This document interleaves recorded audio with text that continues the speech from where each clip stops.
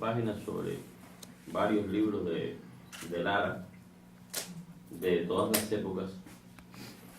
Hoy prefiero improvisar lo que voy a conversar con ustedes y referirme solo a aquellos libros que están en la pancarta, que están en el cartel. 3 de Lara y 1 Siguiendo a la grandeza a partir de Lara. Que todas tienen que ver con mi manía de crítico profesional en el sentido de organizar el pensamiento, de organizar en mi cabeza, no para los demás, los caminos de los libros que leo y cómo estos libros se entrecruzan con otros libros y cómo son de alguna manera reactualizaciones, revisitaciones de grandes momentos de la cultura que en la época en que fueron escritos trataron de captar el espíritu del entorno de la mejor manera posible desde el punto de vista del uso del lenguaje, porque creo que al final la larga carrera de la literatura no es otra cosa que pasar esa antorcha y los autores van cambiando las épocas, van pasando determinados tormentos, determinados estupores del público receptor, de la crítica, que más o menos siempre está equivocada de muchas maneras, y creo que sería bueno develar esas zonas y mirar donde habitualmente no se mira para buscar lo que creo que son las particularidades de Lara, lo que lo hacen para mí un autor sumamente interesante. La crítica, lo dije en uno de los textos que escribí, específicamente en el que es sobre el artista de las posibilidades, que yo considero buena es aquella que tiene tanta objetividad como ficción y tanto arte como ciencia. Y bueno, en esa medida trato también cuando soy capaz de que mis textos críticos tengan mucha ficción y mucha objetividad y mucha ciencia y mucho arte. Bien. En el Escarabajo de Namibia lo que pude leer fue una reactualización de 3 maneras. El libro tiene 3 secciones y a mí me parecen reactualizaciones de 3 maneras difusas y contestatarias de aproximarse a la poesía. Algunas de ellas no tienen tanto que ver con la poesía: el aforismo, el bestiario y el diccionario. La primera sección del libro son aforismos. Por lo general la crítica suele vapulear a determinados autores que se acercan a este tipo de poesía. En Cuba hay un caso muy visible, o más bien muy invisible, de un poeta llamado Carlos Galindo, que la última zona de su poesía se mueve en esos derroteros y a todo el mundo le parece una poesía sentenciosa, moralizante, etc. Y creo que el kit del asunto está en que esos textos se acercan a una zona de la Biblia que no es coloquial, pero sí es relativamente prosaica y que pierde, es profeso, esa opacidad que los teóricos de la literatura quieren que tenga siempre la poesía, que es la zona de Eclesiástico, Eclesiastés, Job, Proverbios, o sea, lo que se llama poesía sapiencial.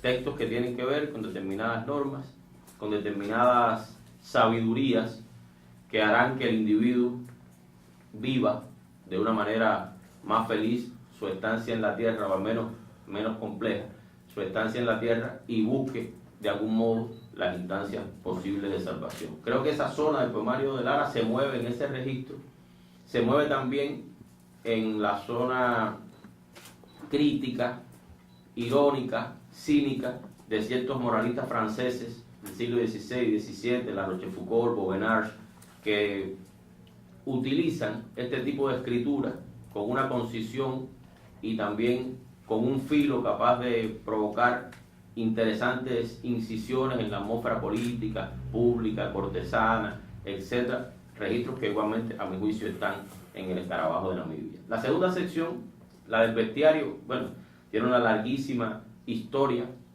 esto de virarse a los animales para hacer poesía, no solo desde la fábula, sino todos los bestiarios medievales. Y en el caso de Cuba, este libro tiene dos ilustres antecedentes. El bestiario de Dulce María Loynaz, a su vez muy cercano al bestiario de Apollinaire, de un libro temprano de Apollinaire y no demasiado conocido por los lectores. Y por supuesto el gran Zoo de Nicolás Guillén, que es como el bestiario de los bestiarios en la literatura cubana. La peculiaridad del bestiario de Lara, de ese fragmento que se llama El arte de la zoología, es que aquí el animal que más se mira es el hombre. Un hombre que se acerca peligrosamente a un estadio distinto, que es el estadio de, en virtud o por desgracia, con la presencia de la tecnocracia y la tecnología, dejar de ser una bestia para convertirse en una máquina. Esa es una preocupación que ya está en otra zona de la poesía de Lara y que a mí me parece muy interesante porque se mete en eso que dije hace un rato, que es captar las más peligrosas pulsaciones del espíritu de su época. La tercera sección del libro se llama Diccionario de la Lengua Dantesca y ahí Lara vuelve a reescribir. Se acerca al menos a 3 libros que recuerdo: El Diccionario del Diablo de Ambrose Bierce, y 2 que son menos filosóficos pero muy divertidos, que son el diccionario de José Luis Coll, el humorista español. Seguramente lo recuerdan porque en Palante se publicaron grandes fragmentos, digo los que recuerden Palante, grandes fragmentos de ese diccionario, y el Diccionario Secreto de Camilo José Cela, que son escrituras en las que se trata de cambiar, de descoyuntar etimológicamente las palabras y crear nuevos significados o nuevas palabras.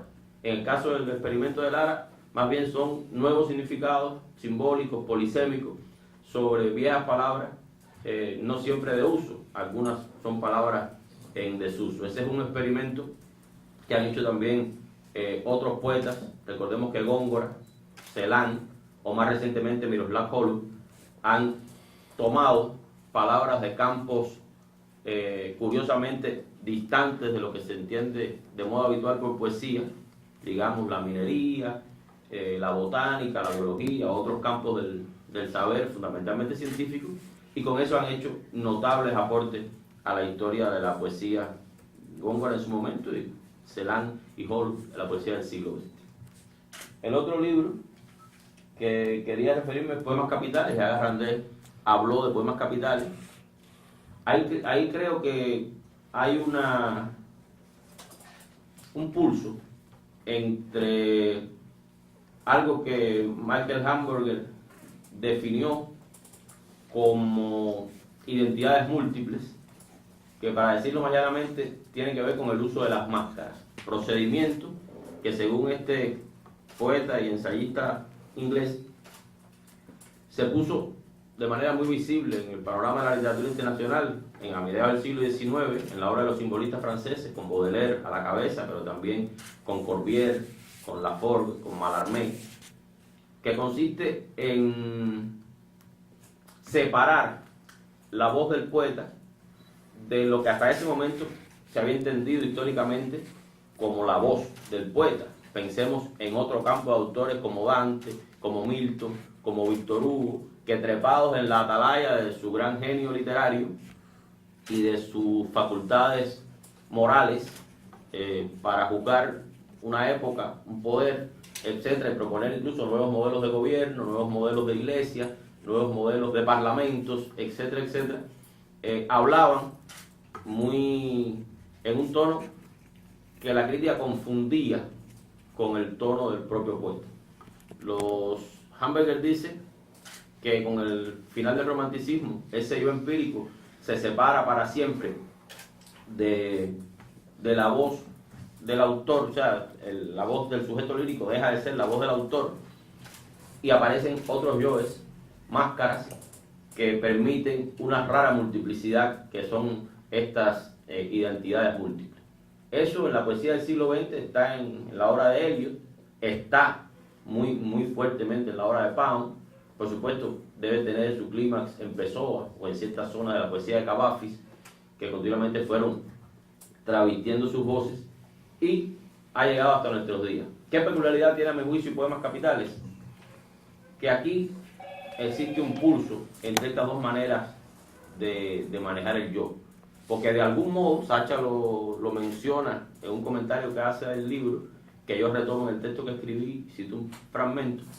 Sacha aprecia varios discursos en el libro y efectivamente hay un discurso que pretende ser un discurso autobiográfico del propio poeta. Y digo pretende porque Philippe Lejeune ya hace tiempo nos ha comentado cómo ese pacto autobiográfico siempre es un pacto, es una solución, un recurso en que ese hipotético yo empírico tiene que pactar con el receptor para decirle, esto lo digo yo y por tanto es verdad y por tanto es mi vida, pero me tienes que creer.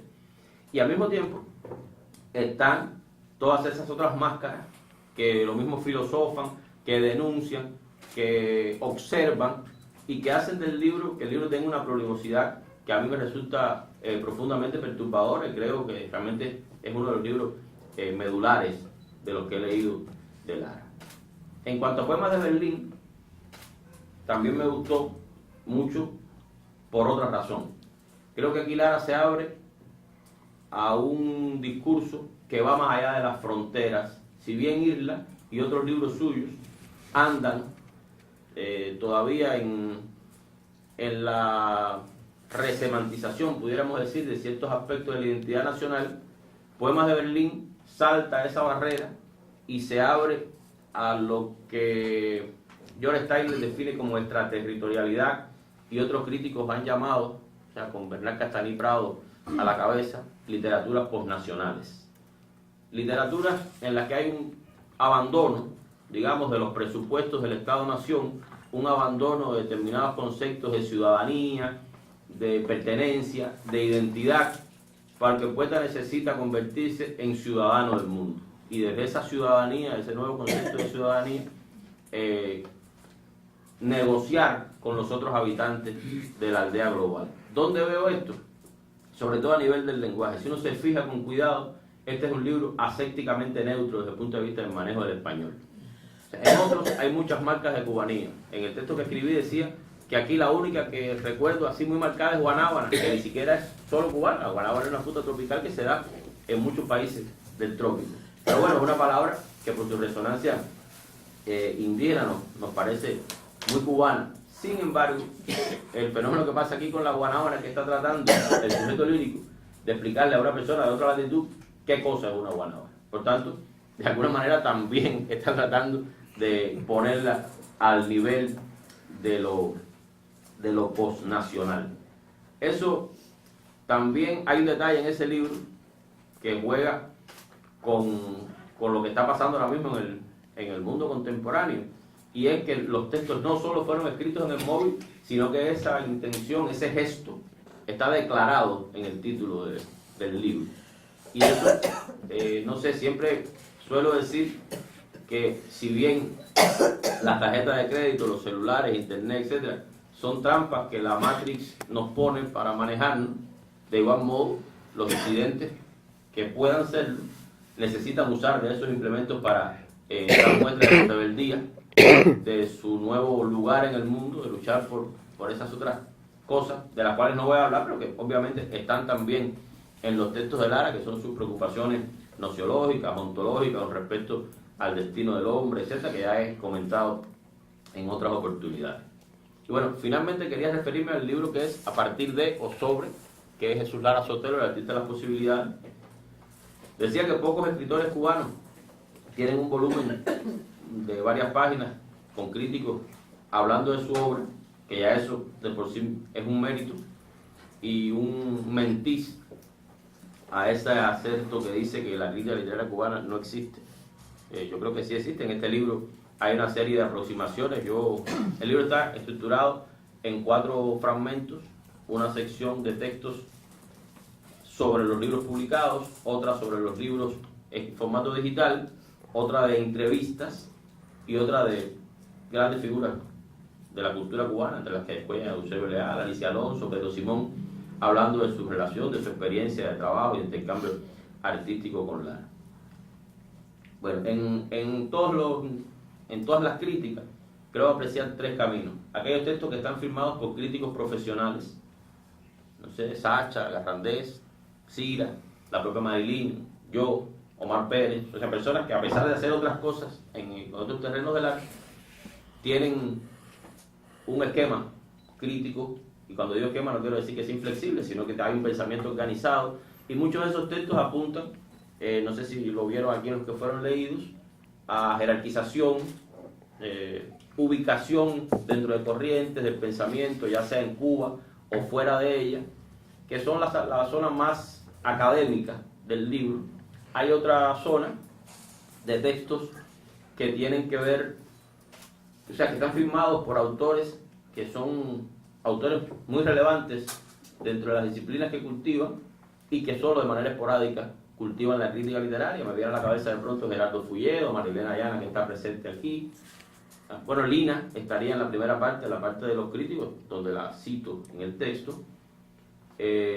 Alberto Guerra, y en esos textos se puede apreciar más bien el gesto de complicidad artística, y por lo general son más líricos o más, son menos ensayísticos en el sentido de académicos, ¿no? Y finalmente hay una serie de textos de carácter periodístico de Madeline Sautier, de Jorge Rivas, de Yané González Portal y otros, que hablan de otra zona de la crítica, que es la zona que, sin dejar de ser valorativa, y tiene que ver más con la socialización del producto literario. En ese sentido, creo que el libro se puede visibilizar en él una serie de diferentes funciones de la crítica. Hay firmas bastante notables del panorama literario nacional, y creo que a Cira le ha sido una tarea agradable de hacer, y que además da una visión bastante holística del arte y de su producción literaria, que, como ya hemos venido apreciando, es una producción amplia y diversa y excelente. Recuerden que Eliot decía, y después lo volví a decir Octavio Paz, que los autores, los signos de los grandes poetas eran que fueran abundantes, diversos y excelentes. Muchas gracias.